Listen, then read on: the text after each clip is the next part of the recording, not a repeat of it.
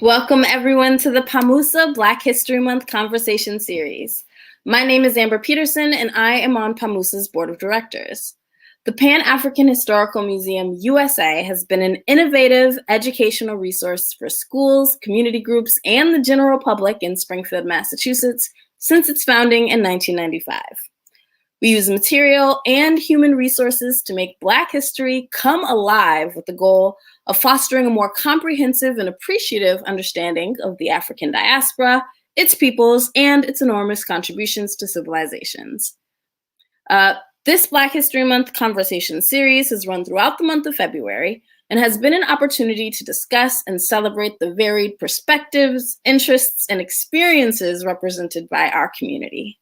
Please make sure to check out all of the conversations we've had so far on our Facebook and YouTube channels, and stay tuned for the continuation of those conversations all year long.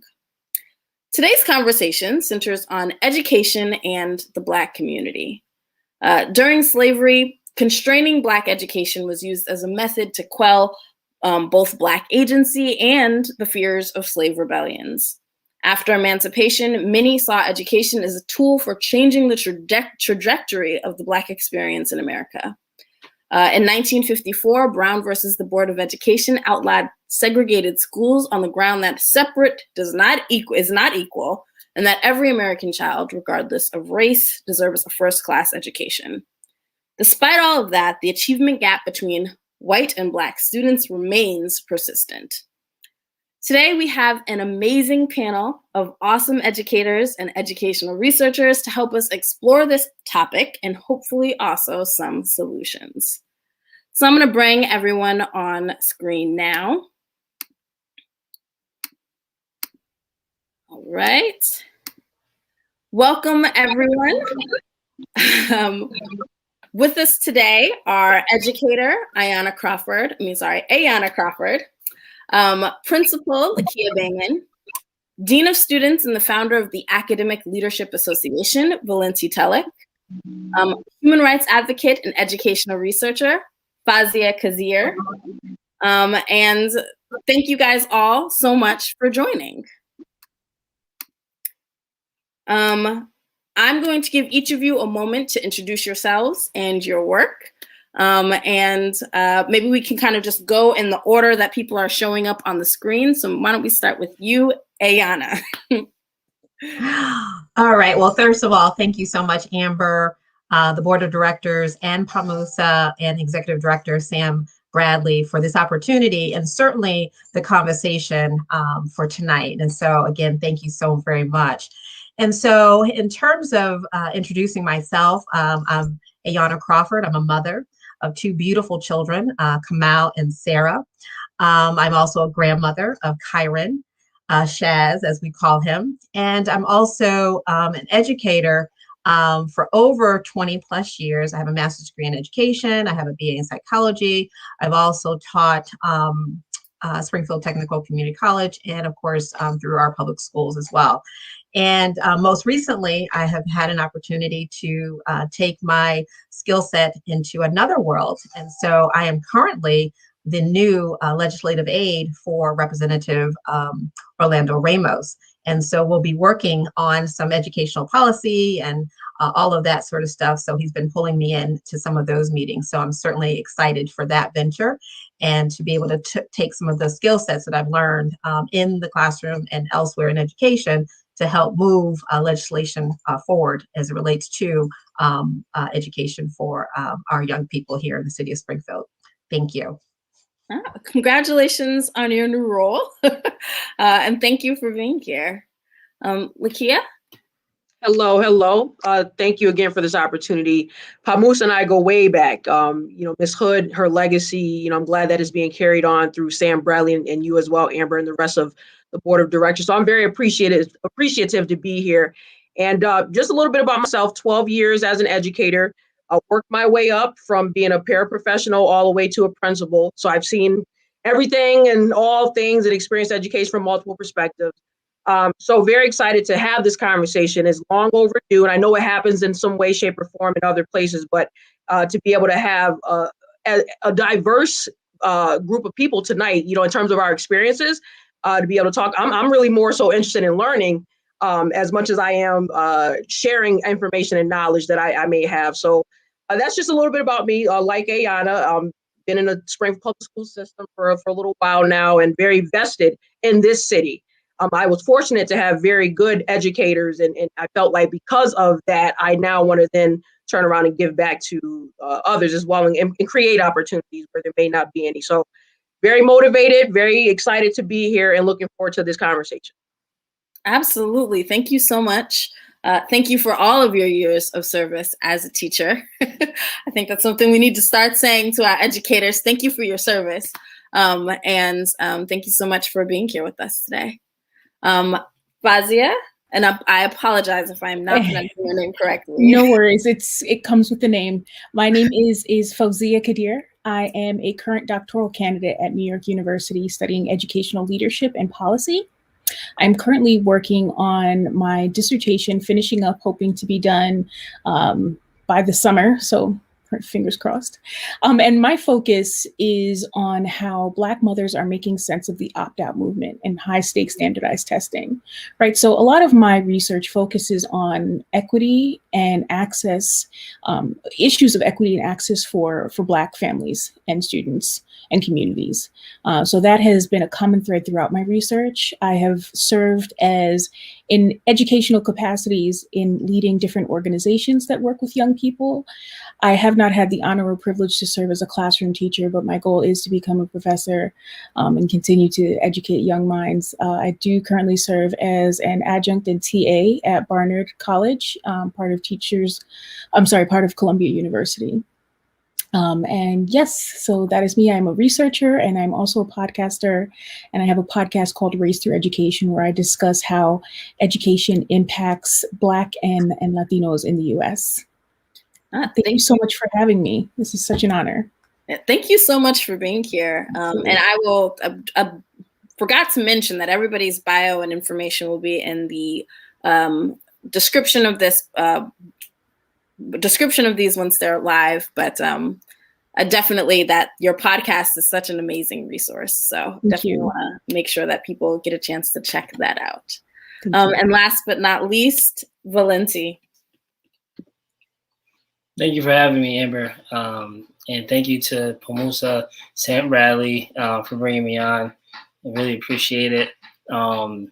So, I started out as I worked at Key as an outreach and tracker. This is right after I got my bachelor's in sociology. And then I worked at DCF for a couple of years. And then I earned my master's in educational leadership. That's when I made the transition to the school system, worked as a teacher, then worked as an adjustment counselor. And now I'm a dean of students and in the process of getting my admin license. In addition to that, I've helped launch book clubs for Black boys, Black males, adult males. I'm co-founder of the Financial Literacy Academy in Springfield with my co-partner, Tika Jones. She does a great job. I worked as a domestic violence facilitator for a culturally specific group for Black males.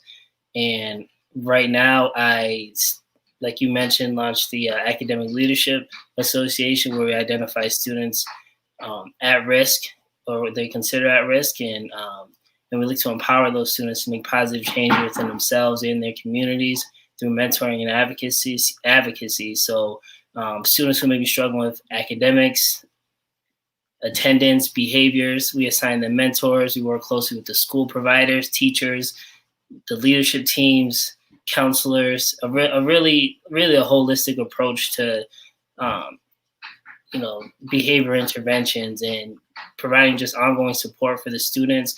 I think it's important to speak positivity into our youth and the community, and that's every day. So having that constant lifelong connection with an adult in their lives is going to empower them to make positive changes. So again, thank you for having me. I appreciate just being on this panel with such decorated educators. I'm like, Ms. Bateman had mentioned, I'm just here to learn. like and just learn from everybody and bounce ideas, bounce thoughts off each other, and just have a good time. So thank you. Absolutely. Thank you. Thank you very much for being here and for that demonstration of how many adjacent realms there are to classroom education and how important it is for us to really think about our entire communities when we really approach this question of education. So thank you, all of you, for being here. It's such a pleasure, and we are so honored. For those of you who are tuning in, please share any questions you have for any of our panelists in the comments. We'll have a moment at the end of the conversation where we can do some question and answer. But perhaps we can kind of start off with a very basic but important question that some of you have answered in varying degrees in your introductions. But why? Why did you get into education? And again, we can go in that order unless you have something else that you would like to, you're dying to say. Well, I can start. So I entered education in a circuitous route. I didn't begin, like I mentioned, in the classroom. I actually started looking at education from a policy perspective, but mainly an actual human rights perspective. Mm-hmm. So I actually started in Brooklyn looking at education and access for children who have an incarcerated parent. And so I started from that perspective, and I started to think about human rights, which was already my background. And then I started looking at the right to education and access. And I truly believe that education is a foundational right, without which you can't accomplish or achieve any of the other rights that should be inalienable to human beings. And I was at the time studying in Egypt, specifically looking at human rights in education and looking at the system. And I thought, wait a minute, I was like, we got problems back home. Like, I started asking the question, what was different for me? Why did I make it? And why did some of my peers not make it? Right? And why is this common for why is this the case for people who look like me? And when I say make it, I mean having the full opportunities to access education, knowing their rights, knowing what they can do with education. So that really led me back towards the States and focusing on education. And I'm here now. Thank you for that. I mean, and I think what you just said can't be understated. This idea that education is a foundational human right, and kind of treating it and all of our conversations around it as it is that. So thank you for that. My pleasure. I'll go next. So as I started to mention in my introduction, I was fortunate. I deem myself fortunate to have had really good educators and who encouraged me, despite the color of my skin, despite me being a female, despite all the other things that would make me disqualified in some people's eyes. And so from the time I would say I was in 5th grade, I always knew I would be involved in education, even though I had aspirations to go into law. I wanted to go where the money was. I wanted to do, or I perceived the money to be, certainly wanted to do something different than what I grew up in. I didn't have anybody go to college, didn't have anybody experience that in my immediate family, and I wanted to be the first. I realized earlier on, as a very young person, that education, as Ms. Kadir kind of alluded to, is a way into certain places and also a way to avoid other places. Education, nobody can take that from me. You can try to deny me access in some ways, but you cannot deny me if I'm truly qualified because I'm educated and qualified to be there. So I realize that, to me, education is the great equalizer, or can be when it's applied correctly, and when people, as Ms. Kadir alluded to, understand that it is my absolute right, it is everybody's absolute right to have the right to access quality education that gives them access to other opportunities, whatever they may be. And I didn't want to be limited. I realized that, of course, racism does exist, not only in what we see and experience, but systemically. And so I wanted to be a part of that. I wanted to give kids, or I want to give kids, that's why I'm still presently in it, the opportunity that I had to realize the power of education. And so I'm going to be dedicated to that for the rest of my life. Absolutely. I love that. And I hear and echo just that idea that, education can be a great equalizer in a lot of ways. There are still a lot of barriers that exist for it to actually become that, but it definitely can be, I think. So thank you for that. Right. So I wanted to jump in because I have a similar sort of notion that Mrs. Lakia stated about her passion about why she's having some great teachers and folks to really motivate her. So for me, I had some great teachers. I had some great community folks. I had some great mentors. I have some great family members that were educators and in higher education as well. And so I went through a detoured actually. I went to become an adult basic education instructor. And so when people think about adult basic ed, you don't think of a 21-year-old teaching, 40 and 50-year-olds, right? But that was me. And so it was a very interesting opportunity. I actually worked here in Springfield at the old Massachusetts MCDI. And so I taught GED classes. I had a full class.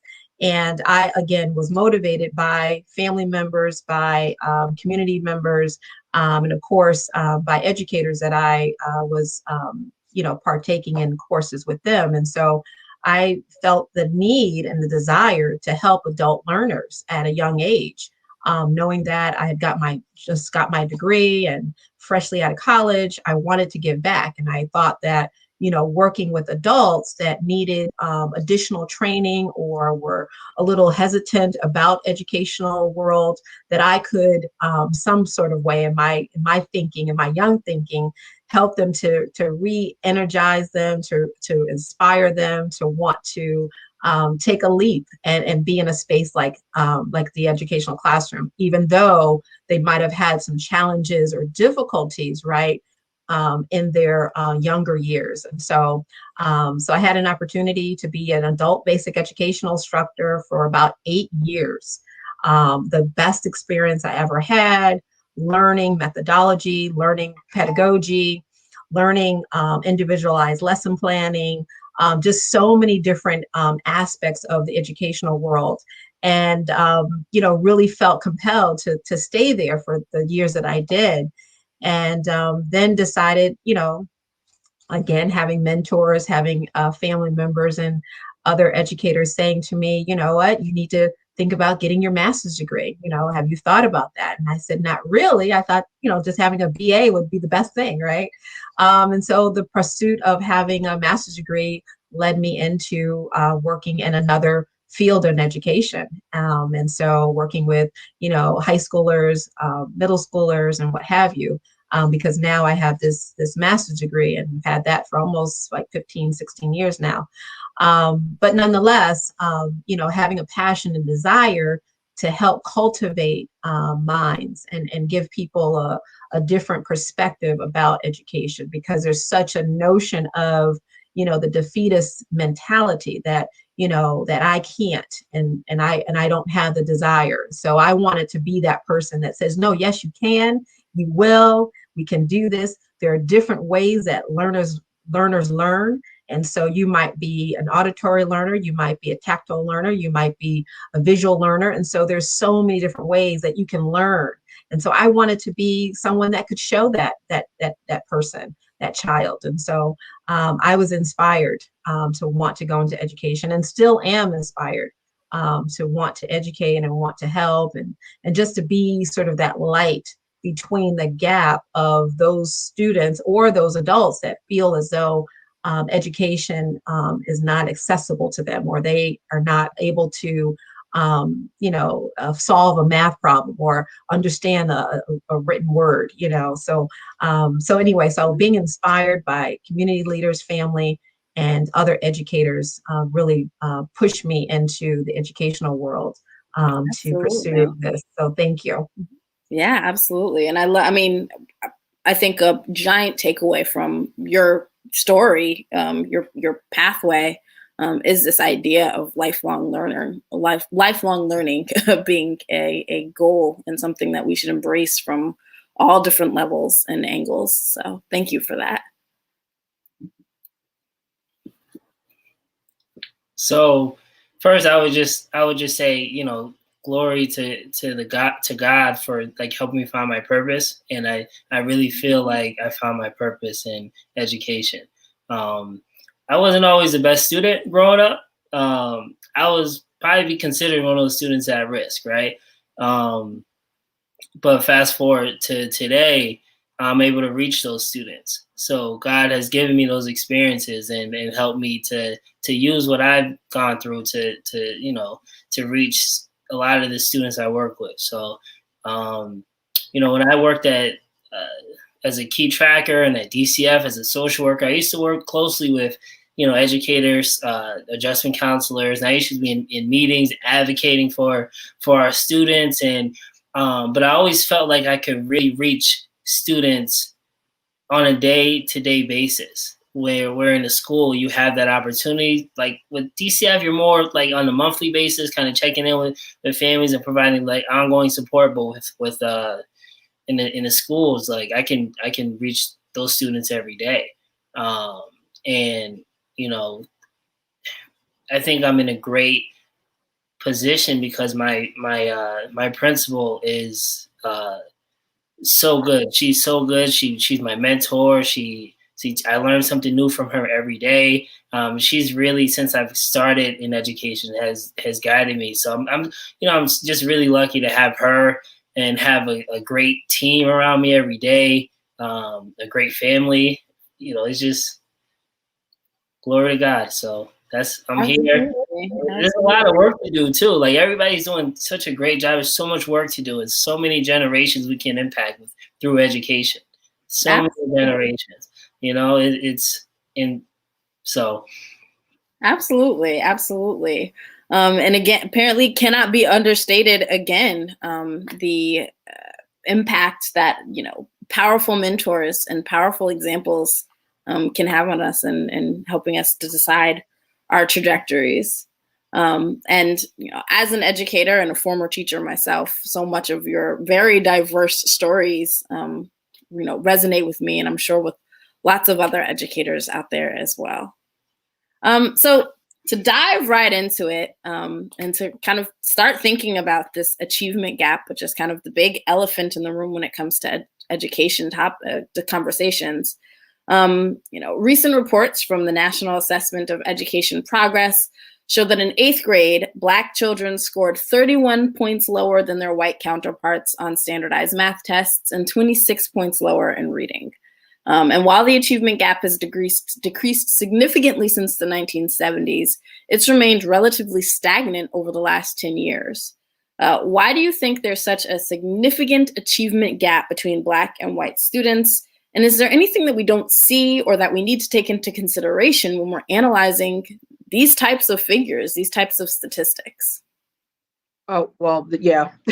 So I'm sorry if I cut in line, but I've been waiting for this question, and I will try to be succinct. Simply put, the term standard is problematic to me. What is the standard? Who said it and why? So we call this thing standardized testing, but again, if the standard is based on white norms, then anybody who's outside of that is already set up for failure.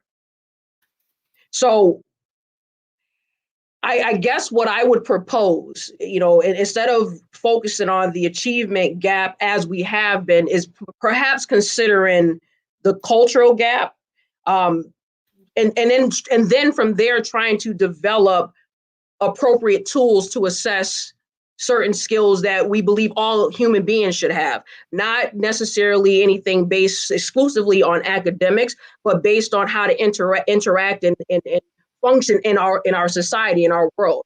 We have to expand it. If we don't, we're going to continue to see what you described, 31 points below, and then stagnation in terms of closing this gap.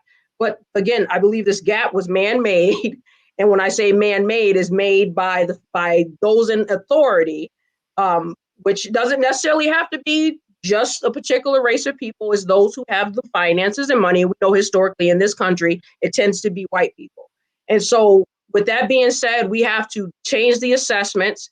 We have to, even before we get there, we have to understand and accept that this gap is man-made, and it does not necessarily reflect what any student is truly capable of doing. Our system is broken in that way. And I'm just going to stop. No, absolutely. Thank you so much. So I would just jump in on that. Oh, I'm sorry. So I was just going off of what Mrs. Bateman was saying. You know,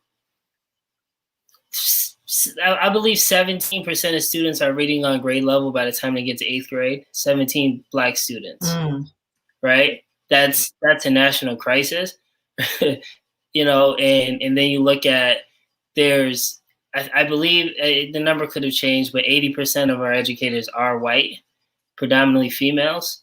And then you look at our Black students are getting suspended 3 times more than any counterpart. So just looking at that data, I'm up at night, like trying to figure out like what can we do. And I think, you know, as Ms. Bain was mentioning, the standardized test, and you know, I think we need to take a look at the curriculum. I think we need to make it where, you know, when we look at, you know, why are students interested in reading? They're probably because they're not reading about people that look like them every day, right? And it doesn't pertain to like their lives. It doesn't pertain to our children's lives. And I think we can make it more relevant to our students. And you know, so that data drives me crazy. And I just think, you know, we have to look at how we're teaching. I think that just the old model of just sitting in a classroom and you have math, you have ELA, and you have it's just so structured, and we're asking kids to be, especially with this virtual learning, but we're asking kids to kind of if they're not learning one way, right? If they're not able to learn in this probably outdated way of teaching, then they don't fit where we need them to fit, instead of teaching to their needs, right? So we got to think outside the box. Absolutely. Right. I want to jump in and say that, I'm sorry, forgive me, but just really quick that, you know, going back to the beginning when you, Amber, when you mentioned the achievement gap, my eyes like immediately like, you know, twitched a little bit, because the issue with the achievement gap, and Gloria Ladson-Billings spoke about this in 2006, but the issue with the achievement gap is that it's a misnomer. It's it's largely fabricated to create this reason that we needed these standardized tests, right? So this is coming from the rhetoric from No Child Left Behind. We didn't see language around an achievement gap until 2001, 2002, right? So that's one of the problems. So Gloria Ladson-Billings suggested that we call it an education debt, meaning that, and this is taking a lot from what Ms. Bayman said, but when we take from that, we see that there are social political issues. We're not taking into account the historical perspective. We're not taking into account the financial and the political perspectives. Like, I'm a critical race scholar. So part of what I believe is that it's planned. These schools, someone asked in the comments, how can we restructure schools? It's not about restructuring schools. We can you know, the schools are doing what they were meant to do. They're serving who they were meant to serve, and they continue to do that. And so you mentioned Brown versus Board of Education in the beginning, and we have Brown versus Board of Ed, but that was largely lip service, right? This is at the time when the US is trying to prove themselves as a world power. And it's like, okay, wait a minute, we got people getting hosed in the South and being attacked by dogs. We need to look like we're doing something right here. We don't see until 10 years after the passage of Brown versus Board of Education that schools actually start to desegregate, right? So all this talk about achievement gap and going back to the 1970s, we, as Black folks, we were moving up, but then they put in this stop. You see all this change. You see A Nation at Risk come out in 1983. You see all this change just stop everything and stop our progress, because it's like, wait a minute, we're getting too far ahead, or we're getting too close. Right. So I truly believe that this is, you know, some people say, oh, do you think there's like some sinister plan? I don't know if we want to call it sinister, but there's a plan. You know, you can call it sinister, but there's definitely a plan. So, I mean, absolutely. I call it sinister. Yeah. I'll take it. I'll call it sinister.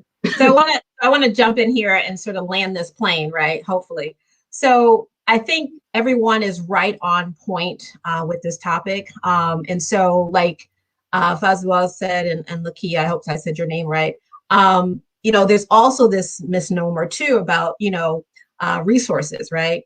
Nutritional resources, right? Poverty versus middle class and all of that, right? So we're looking at families that don't have access, right? And so access is looking very different, right? Depending on where you live, what's your zip code, right? And so if we're looking at zip codes, we're looking at, zip codes that might not have adequate, nutritional foods, right? And so we know that the brain, develops, widely based on your nutrition, right? And so we need to look at that.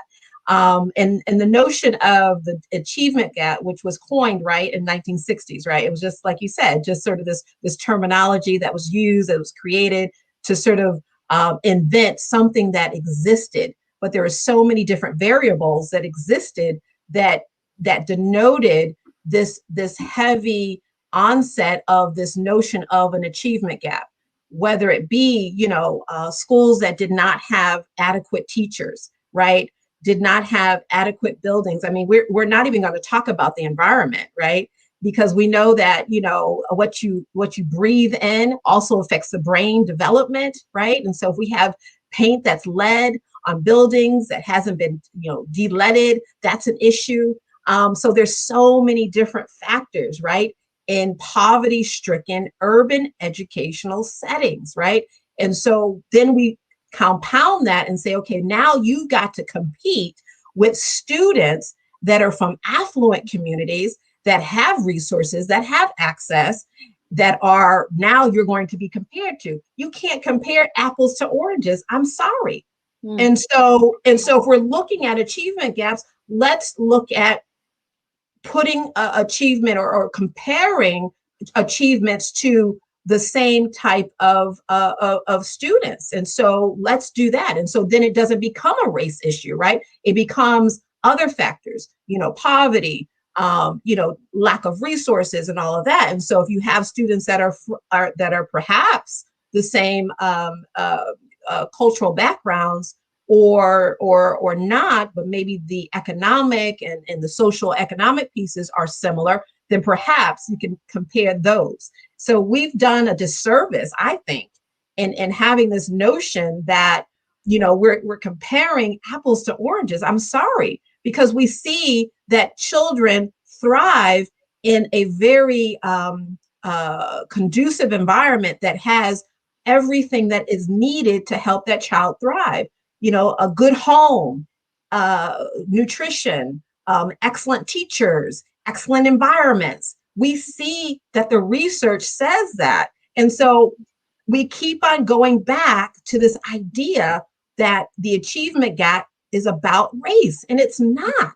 And so I would hope that we could do something more when we talk about researching and we talk about educating the larger institutions. Let's go back and look at the factors and the real factors. Those are resources, nutrition, violence in your communities. I mean, those are stressors on individuals and children. And so I would venture to say, and also suggest, that perhaps we look at other factors than just a book that a child cannot read. And why? Why is that? No, absolutely. Absolutely. I think focus on the achievement gap very successfully kind of puts the onus of this experience of education on the children who are achieving or not achieving. And it's a great way for us to kind of not necessarily have to look into those other factors. It's about, did you get this score or you didn't get this score? And so, thank you all for that very nuanced perspective of the achievement gap, because I do think that it can be a very scary thing and kind of a very unwieldy thing for us to try to grapple with when that's the first thing that we're confronted with when we think about education. And so actually kind of a great transition to this kind of next question that I have here is about kind of, going back to Brown versus Board of Education, going back to some of these solutions that were touted for this idea of the achievement gap, this idea that, our communities needed to equalize in some way, is this idea of segregation. And I know as a child, and way back in the 90s. I attended school via a desegregation program that's still in effect in Massachusetts, where I was bused to a completely different community as part of this voluntary desegregation program. And due to the program, I was one of a handful of Black students in an overwhelmingly white space. And that's an experience that I know was echoed by so many children of color in desegregated schools across the country. And on the flip side, recent studies show that more than 40% of Black and Latino students attend intensely segregated schools where at least 9 in 10 students are people of color. So this all begs the question, how desegregated are our schools, however many years since Brown versus the Board of Education, and in what ways does segregation affect the Black experience in the classroom? Right. So Gary Orfield said it best that our schools are actually more segregated now than they were at the time of Brown versus Board of Education. Right. So that's something that's really important to keep in mind, is that we've had all these factors. We had de jure versus de facto desegregation, or segregation, I should say. And we've seen that intentional legal segregation has been made illegal, right? But other forms have taken its place. You have things such as redlining, you have white flight, you have intentional building of suburbs that exclude Black folks, which also leads back like these covenants for housing. You have all of these factors that have intentionally made sure that segregation stayed in place. And then you have almost a complete reversal when we get into certain presidential administration. You have a complete halt on any desegregation efforts, right? You look in 1974 with Detroit and Milliken v. Bradley, the court no longer was continuing to force Brown versus Board of Education. It was more like, nope, states' rights, right? So we see that parents are going to choose what that looks like. White parents, for example, have something called a bliss point, where they're comfortable with a certain amount of students, of color attending school with their children, and it's 26%, right? And so once they hit the 26% mark, they leave in droves. Like once it goes beyond that. You also have issues of gentrification, right? And I can go on and I could go on about this, but our schools are more segregated than they've ever been. And that's by design. I wholeheartedly agree. Wholeheartedly agree. And, it went from being overt, as Ms. Kadir mentioned, obvious, blatant, back in the 1960s, you turn on TV and you see people being brutalized and killed and harassed. And that, as a human being, that sparks something in you. And as a white human being watching this done to Black people, especially if you're in the North and you're not a part of it, you're startled by it. So then you, as somebody in a position of power, not necessarily because of your race, but maybe because of access you've sort of been born into, and money and resources, you go and you start to push Congress and the government to do something. So you're seeing something on TV in the 1960s that's so obvious that is wrong. But now, how do you challenge something that is now systemic and covert and not as blatant? Well, the kids can go to the school that they want to. The parents just need to, move to the neighborhood that allows them to have access to this school. Or they can take advantage of other opportunities that we all have, not necessarily considering the deep-rooted, deep-seated, covert process that is like sort of driving this whole thing. And so, again, we can certainly go on about the specific things, redlining, et cetera, gentrification, all that, white flight, all of that. But it's really hard to fight an enemy that you can't see right in your face. And because you don't see that, you're not as willing to engage because you're not directly affected by it. So again, anybody watching TV in the 1960s, they're like, oh, absolutely, this is wrong on a human level. And so with that being said, I believe we are more segregated than we are, but we're now is now legal, and we're able to justify it and explain why, and and it's not doing any harm. We're just going to throw money at the problem. But again, these people of color, they don't know what to do with their resources. They're doing this to their community. We're going to highlight the negatives. We're going to highlight certain things and justify that the reason why they're in the state they're in is because of choices they're making. It's not a lack of resources. So again, it's really hard to want to confront or fight a devil you don't see right in your face. Mm. So I would just, and thank you for sharing that, Mrs. Bayman. I think that, when you talk about redlining, we're kind of, relegated to our zones, right? So a lot of times those zones are separated by race and socioeconomic status. And a lot of times a lot of the resources go out to those suburban areas rather than the inner city, and the resources are coming into our community, but they're not where we want them to be, right? We don't have a say because we don't have enough people in those front offices, those as superintendents, as we need more principals, more administration. We need more. We need to take control of our neighborhoods. Dr. Claude Anderson has the 5 levels of taking back your neighborhood. He talks about the politically, economically, educationally. As a matter of fact, I'll give you all 5 right now. I was just looking at it. Our justice system, our businesses, right, and our media, right. So that is, I think, we more accountability. I think a lot of it too is, we're not even we are, but like a lot of people don't even want to acknowledge the divide, right? We're not even acknowledging that it's there in the first place. So absolutely, that's my spiel. Absolutely, and I think all of you are spot on with that. It is very hard to fight an enemy that we've kind of legalized in a lot of ways. We've just given a different name, put it in a different wrapping, but it's the same thing. Before we move on to the next topic, I just want to offer a book, Colorblind Racism.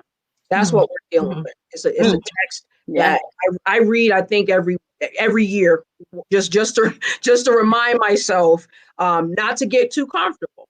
Even as a principal who may be considered affluent or whatever or what have you, but I cannot get and will not get complacent. So I would suggest that people look into resources like that. Colorblind Racism, White Fragility. Those are just a couple of titles I've been rereading. And can I just, before we move on, Amber,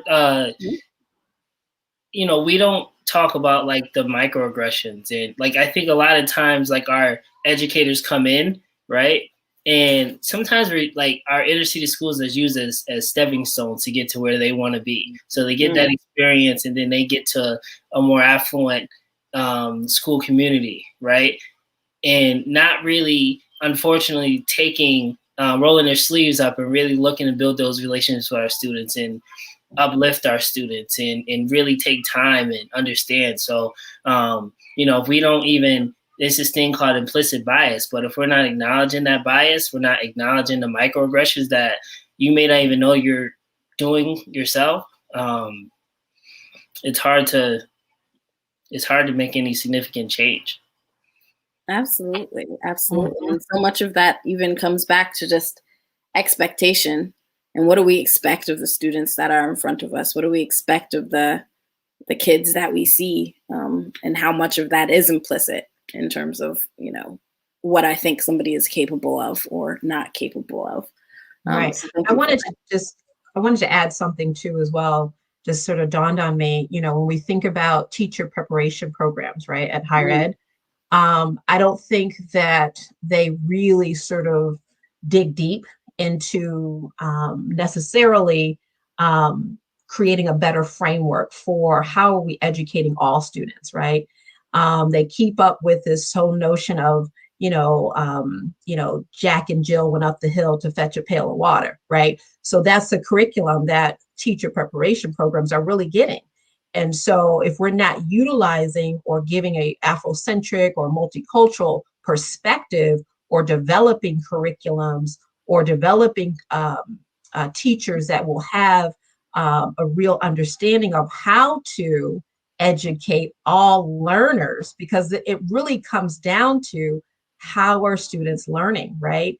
And then how do we help educators, new educators, understand that too as well. So I think that piece in terms of teacher preparation programs, they're not necessarily on the cutting edge or really being deliberate in their actions and how they're helping those new teachers that are coming into the teaching field.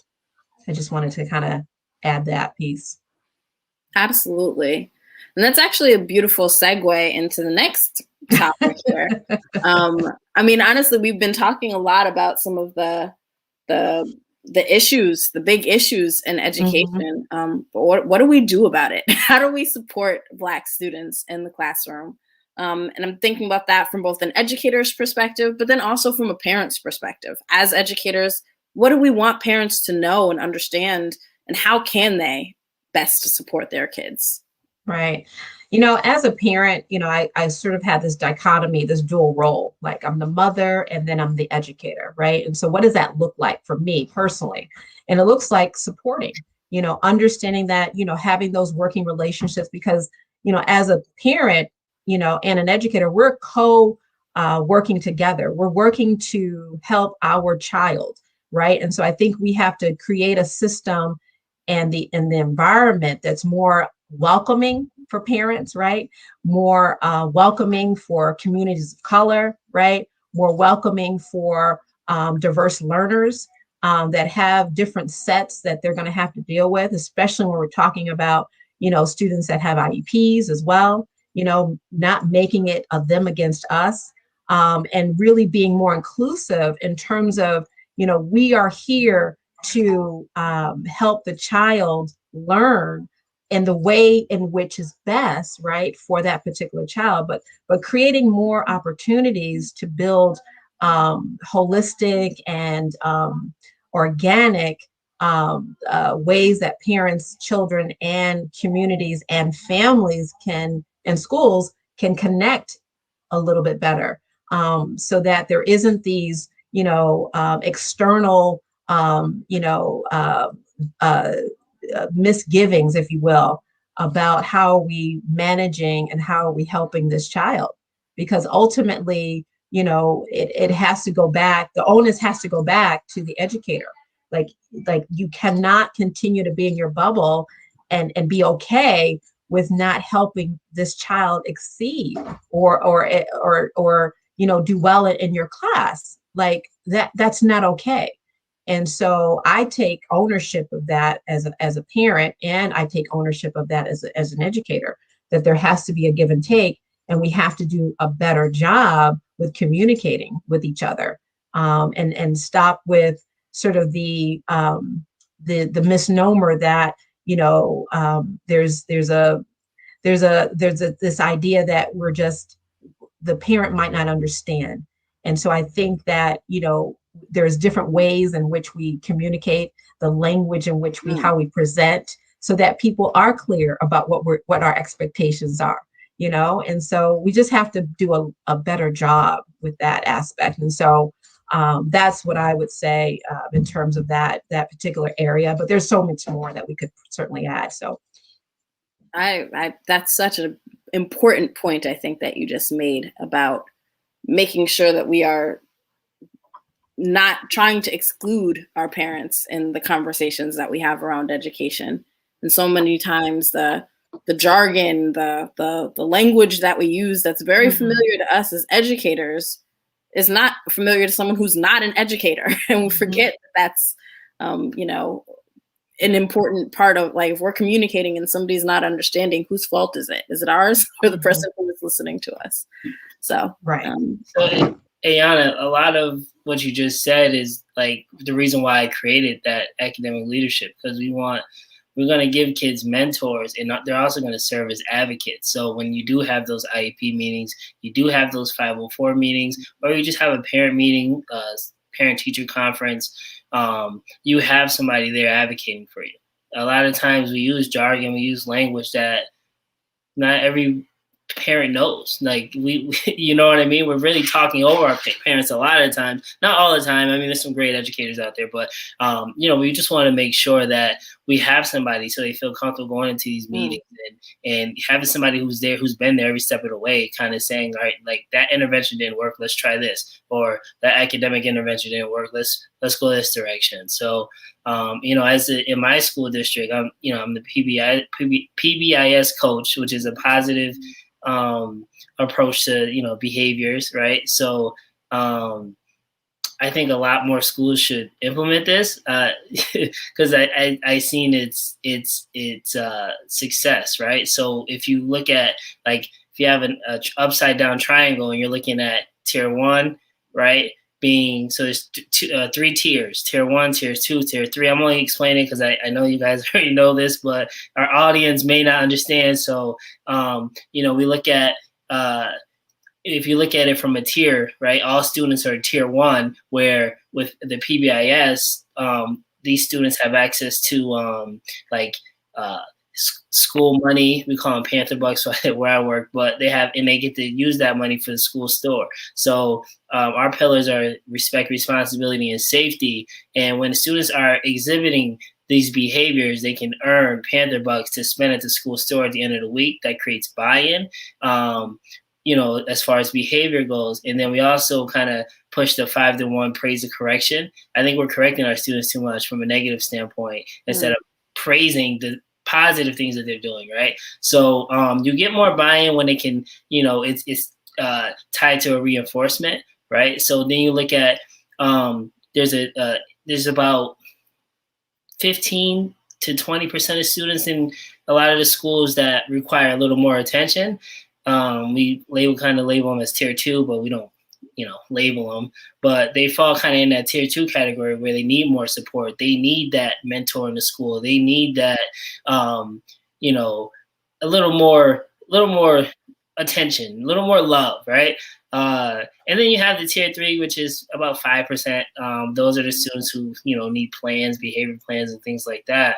But I think a lot of schools, I've seen the success in our school, and I think, a lot of schools can benefit from a PBIS system.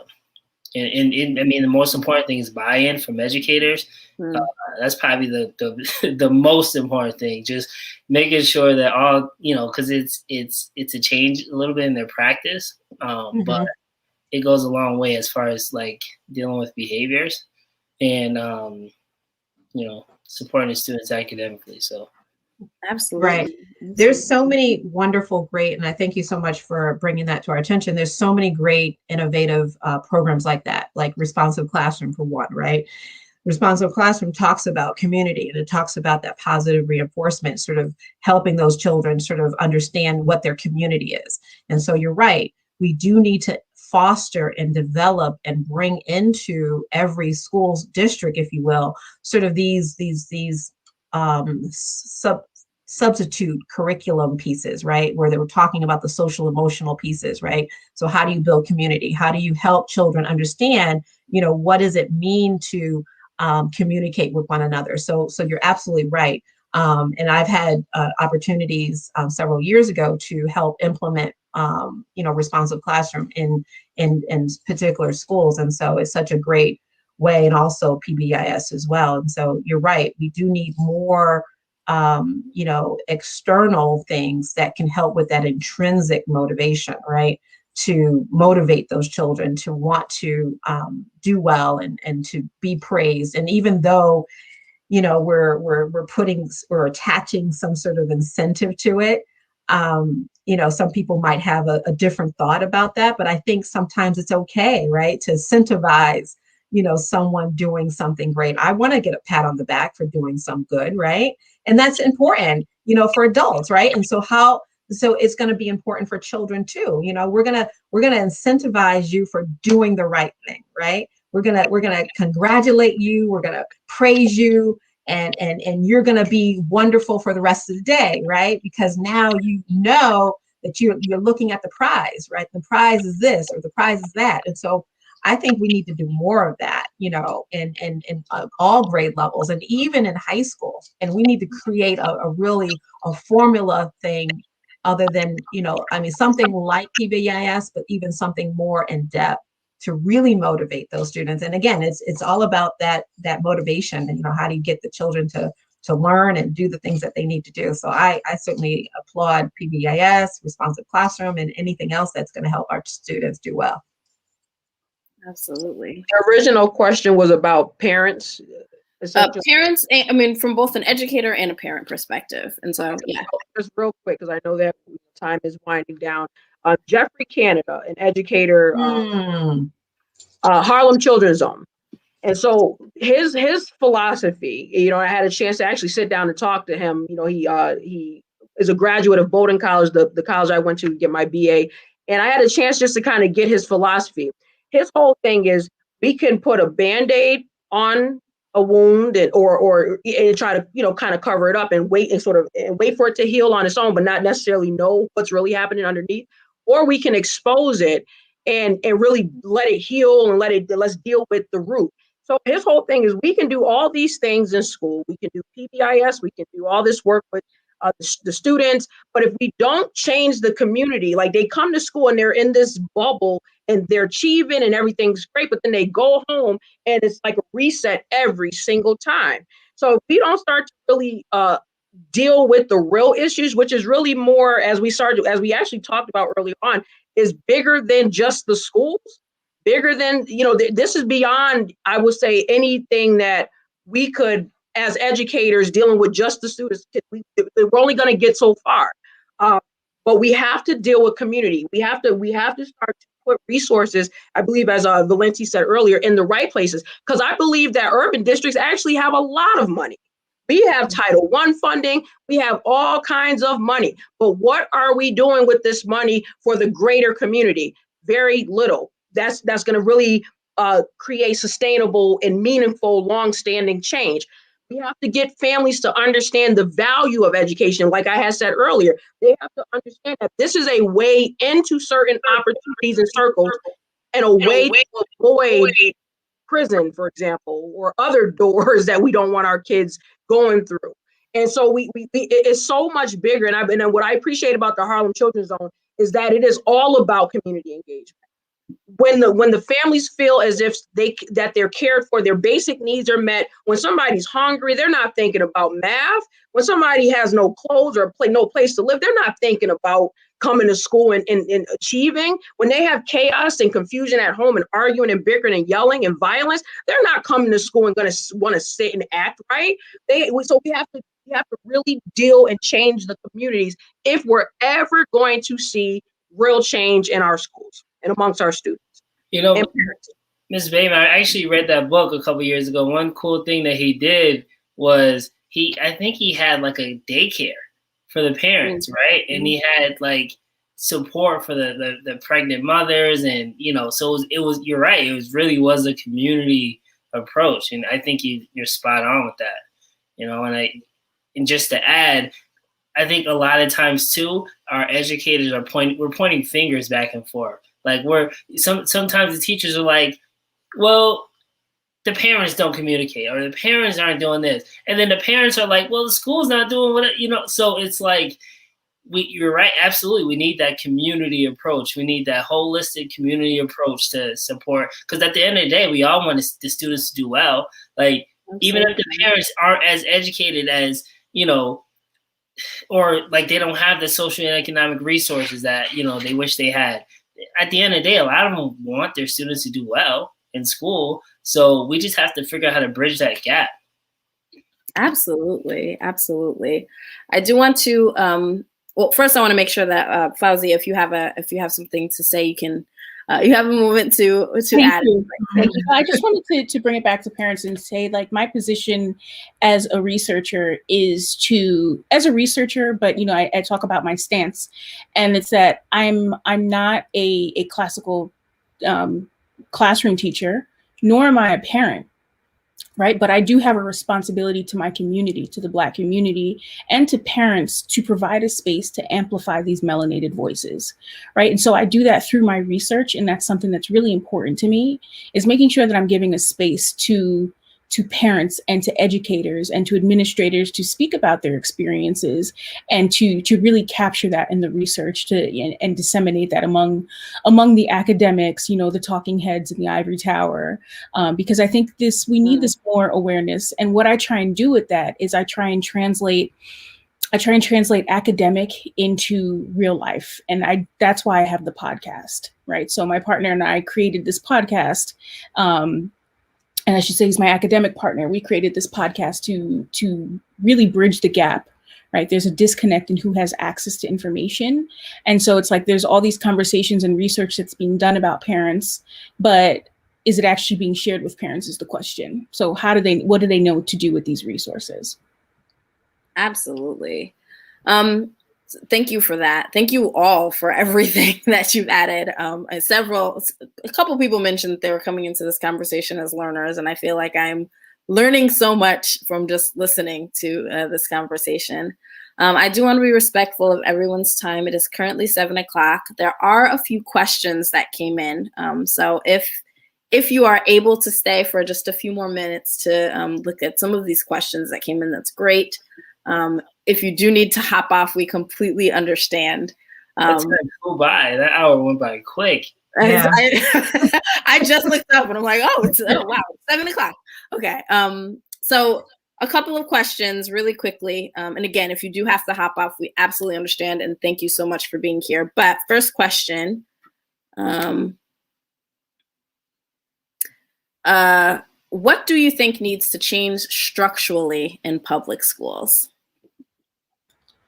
Too structured. To this, I'm sorry. I spoke to this earlier because I saw this comment come up, and I think it has a lot to do with the fact that it's not so much that there needs to be a change in structural schools. We need to rebuild the whole thing, right? Because we're just going to be reinventing the wheel, and like we need to build something that's for us, by us, right?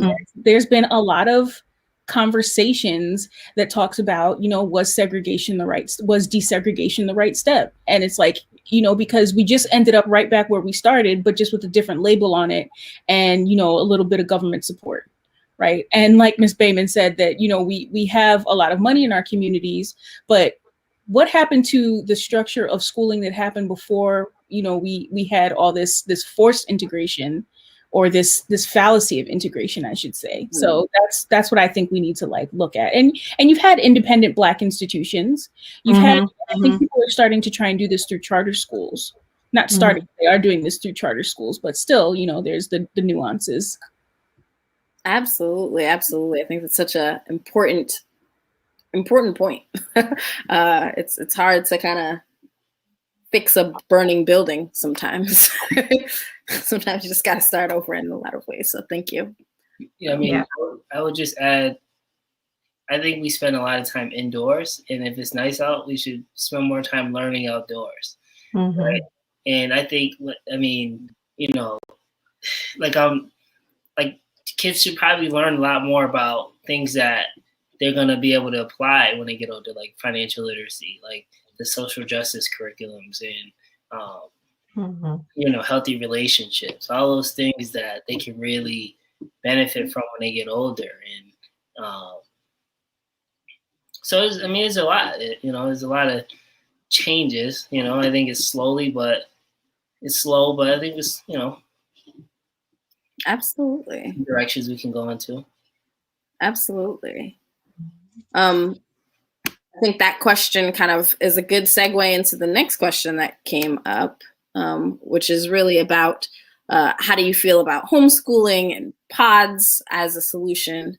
I know at the very top, Fauzia, you mentioned opting out and kind of other acts of rebellion, I guess, against the current system? What are some of the options that do exist? It's a form of resistance. So if you look into the work of Cheryl Field Smith out of University of Georgia, she does phenomenal work on Black parents, particularly Black mothers and homeschooling. And recently she had a book that came out, and I do an episode on homeschooling on my podcast.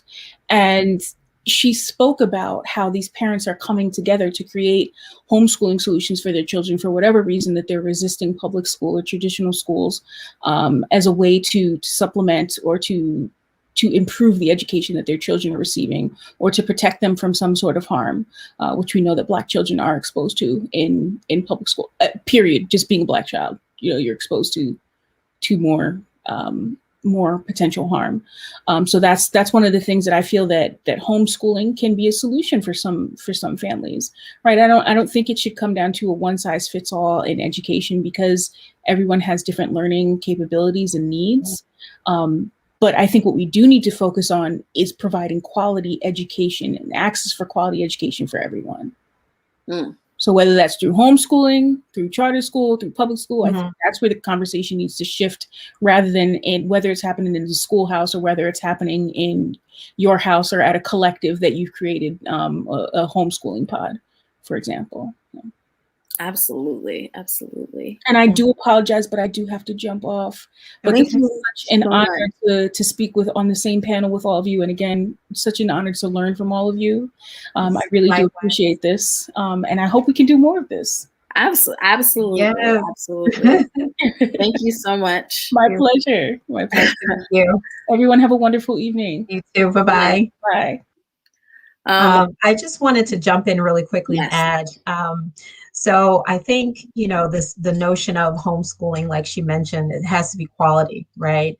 And so I think if we were, in terms of how I would feel about homeschooling, I think it's an option, and if parents are able to do it structurally, and, the efficacy, making sure it's quality and having the best instructors for the different academic classes, and then giving some freedom to explore different curriculum, different aspects. I think it certainly is something that is doable, especially because now we are seeing the pendulum shifting in terms of how we're educating our students. And so people are opting to look at, what does homeschooling look like? And could we develop a curriculum, or could we look at a national curriculum that's already fundamentally done? And then giving children the opportunity to really explore their environments differently. Just because, outdoors is something that we certainly need to look at. I mean, to not have and not be able to have children have recess, that's just something that, for me, it's just not, we've got to, I understand we want to, educate and test to the test and all that stuff, which we've done in so many years, but we've got to look at how, environment shapes, the development of children too. And so, taking the classroom outside, taking those field trips, taking children out of the inner cities and taking them to farms and taking them, to community gardens and, really exploring the whole world. The textbook is not the world. And so we've got to create other ways that we're educating our children. So if homeschooling is an option, so be it.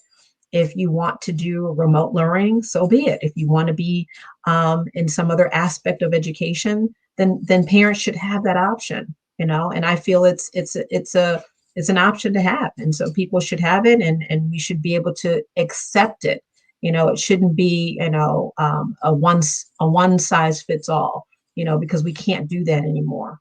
And so we have to be more liberal, we have to be more flexible, we have to be more accommodating, and we have to be more enlightened about how we're educating our children. Absolutely. And I think a big part of that question of homeschooling comes back to that idea of ownership. How do we take more ownership over this process of educating our own children? Homeschooling is an option, but then also just thinking about how do we invite parents and our communities a little bit more fully into the the systems that we do have, so that people do feel represented and heard, and like they have some sort of onus over what's happening. Sorry, if I know we are a little bit over time. One last question before we kind of close out. I think this is an interesting one.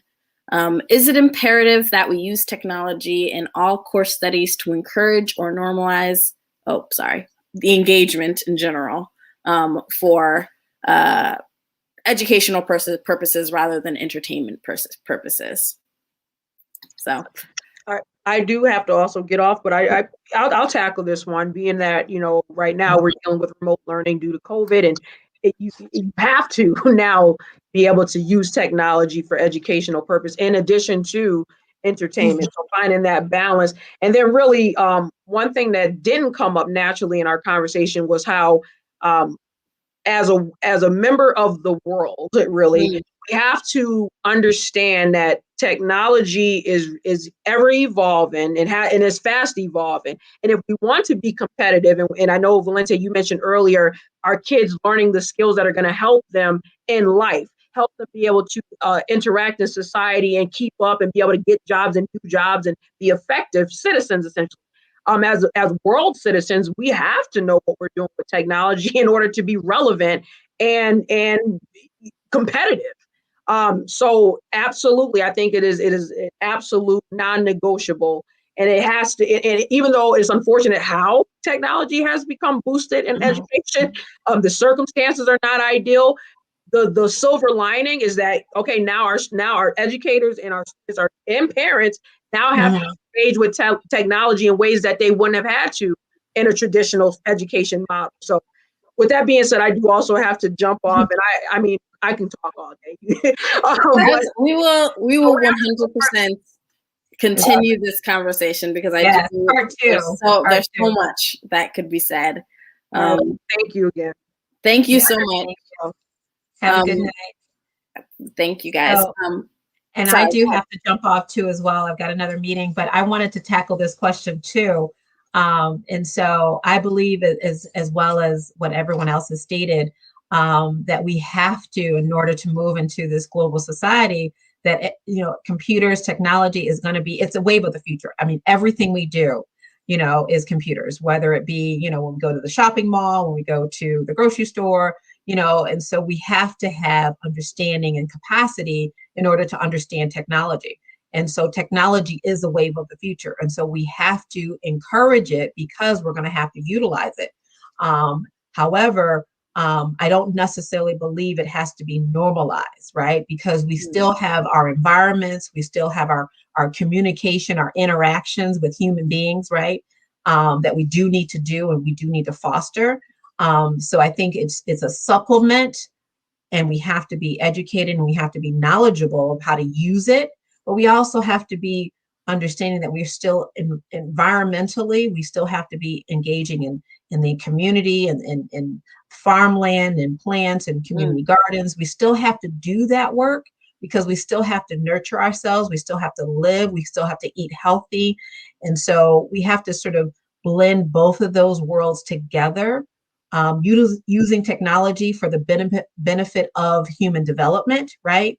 And so what is that going to look like? And so we have to sort of bring them together. And so I don't want one without the other, but I know we have to be able to, synergize and bring them together in a way that is going to be, help us move in this world. And so we have to Absolutely. use, technology, and it doesn't have to be sort of the all in all, but it has to be in collaboration or in concert with other things. Absolutely. And to both of your points about, and Valencia, you mentioned it earlier, about kind of just needing us to be a little bit more embracive of what's outside of our classrooms. And technology can be a tool for that, but so can also stepping outside. And so thank you guys both so much for joining us today. We will 100% continue this conversation. You've been amazing, and you've both offered, well, everybody who was on the panel today offered such a wealth of insight and expertise For all of you who are listening, for more information about all of the panelists, please check out their bios and the information in the description to this event. And of course, don't forget to check out the PAMUSA Facebook and YouTube channels for more Black History Month conversations and content. Until next time, thank you guys all, and goodbye. Goodbye. Have a good night. Thank you so much. You've been a great host. Thank you. Good night. Good night. Good night, Amber. Good seeing you.